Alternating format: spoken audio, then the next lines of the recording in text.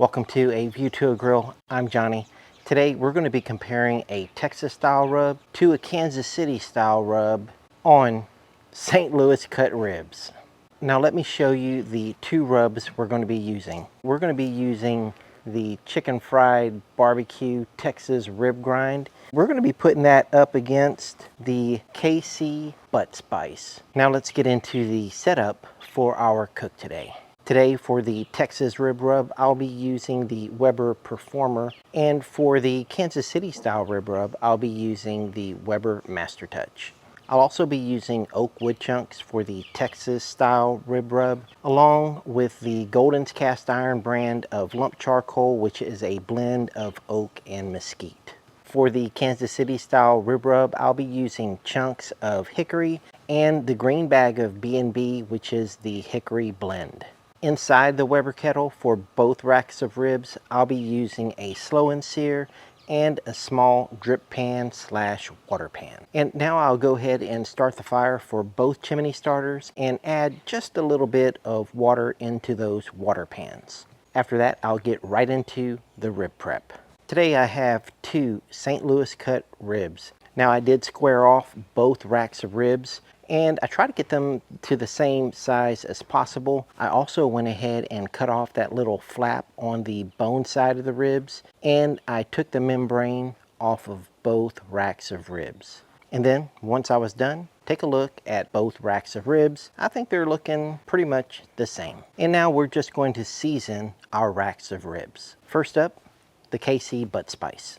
I always like to season the bone side of the ribs first, so we'll get all the edges seasoned and then a nice even coating on the bone side. Once we're done, we'll flip those over, get a nice even coating on the meat side, and just make sure we didn't miss anything on the edges. Next up, the chicken fried barbecue Texas rib grind. And we're just going to give this rack of ribs the same treatment. We're going to start on the bone side, make sure we have all the edges, a nice even coating all the way down the length of the ribs, and then we'll get those turned over and put a nice even coating on the meat side of the ribs and touch up anywhere we may have missed. And when I was done, I had two beautifully seasoned racks of ribs. Now I have my lit coals in, and we're going to close the lid to both of our Weber kettles and bring both of these pits up to temp. Now that our pits are up to temp, it's time to get the ribs on. You can see on both racks of ribs, the seasoning has sweated in very nicely on the Kansas City rub and also the Texas style rub. Currently, our temperature is setting at 279 degrees on the Performer and 268 degrees on the Master Touch. Close enough. The smoke looks good on both, and we're going to go ahead and put our ribs on. We'll get our ribs with the Texas style rub on the Performer, and we'll get the ribs with the Kansas City style rub on the Master Touch. Now that both racks of ribs are on, we'll get the lid closed, and I'm going to try to bring these up to temp as evenly as possible. Now, as you can see, that plan was working out pretty well. We're both in that 254, 55-ish range, so it's looking pretty good so far. And then a few minutes later, we're both sitting at about 265, and then the temperature to the Master Touch just shot straight up to above 300 degrees. So at that time, I just made a game time decision to just try to keep the temperature on both at about 295 degrees. Now while both of those are cooking, let's take a closer look at the rubs themselves. So what I have here is the Texas rib grind on the left and the KC butt spice on the right. Taking a closer look at the KC butt spice, you can see that everything has been ground to about the same size. This does a couple of things. They're going to dissolve at about the same rate. It's also going to mix a little more evenly. And when you season your meat, you're going to get a more even spread across the entirety of your protein. Now taking a closer look at the Texas rib grind, you can see that the sizing of the grains, well, it's variable sizing, right?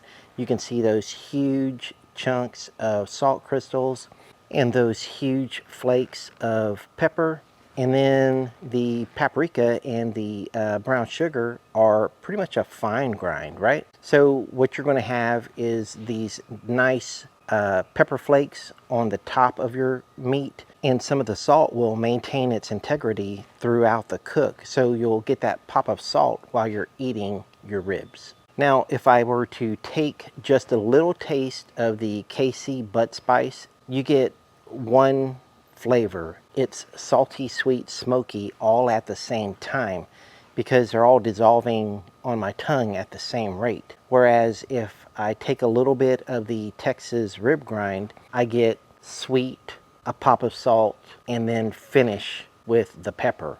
You get 3 stages of flavor as opposed to one pop of flavor. They're both very good though. So as not to interfere with any of the flavor from the ribs, today I'm just going to use a plain water spritz. Now our ribs have been on for a little over 2 hours and it's time to spritz. Now I'm doing a pretty good job of matching the temperatures. We only have a 6-degree temperature difference at this point. So we'll start spritzing our ribs. We're going to do the Kansas City style rub, and then we'll go over and get the Texas style rib rubs spritzed as well. Now an hour later, it's time to spritz again, and I'm also going to check for doneness because since we're at such a high temperature, these ribs are going to be done pretty quickly. We'll check the Texas style rib rub first and take a look. When I pick it up by the end, you can see these cracks forming, and that is a sign that we are close to being done.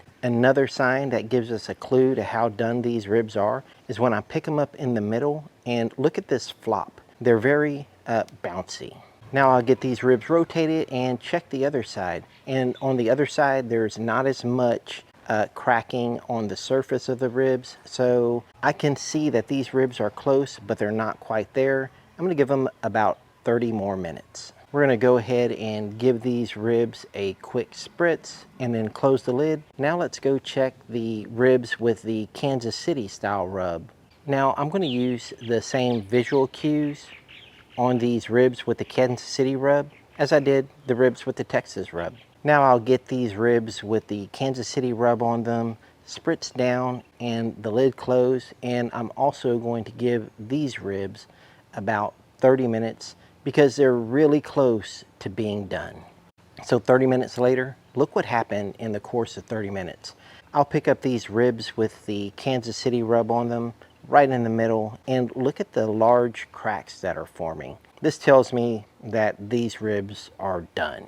And now it's time to take the ribs off. I'll just get the ribs with the Kansas City rub onto my cutting board. Now I'll go back and check on the Texas ribs. They're done as well, and we'll get those on the cutting board right next to the Kansas City ribs. Now I'm just going to use a foil tent, and we're going to let these rest for about 30 minutes. And I'm going to make sure that there's some airflow on both sides of the foil. After all this hard work on these ribs, let's check out the results. And then first I'm going to cut just that center rib right out of the ribs with the Kansas City rub. And then I'll do the same for the ribs with the Texas style rub. Just take that center rib right out. You can see the ribs with the Texas style rub, very juicy, and notice the bark, it's very coarse. Now looking at the ribs with the KC rub on them, they're very juicy as well. If you notice the bark on the ribs with the KC style rub, it's very smooth.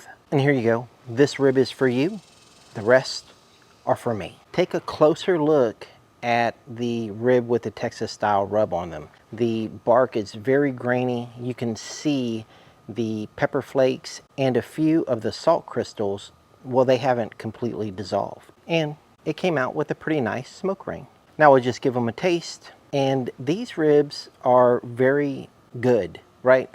So you get that sweetness, then you get the salt, and then, by the way, there's still some pepper that's going to give you a little heat. And you get all of those flavors in stages. We have a very nice bite with a clean bone, just like I like them. Overall, fantastic rib.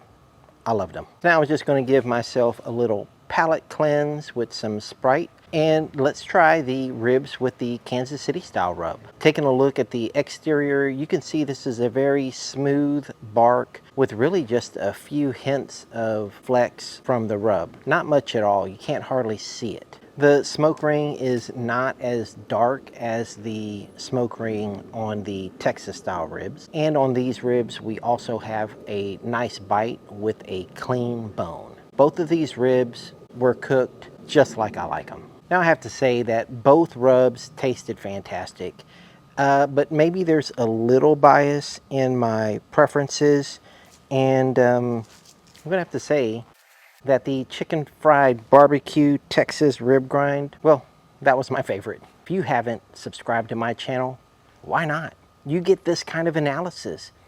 Go ahead and take time to do that now. Thank you for watching A View to a Grill. I'll see you guys next time. Take care, y'all.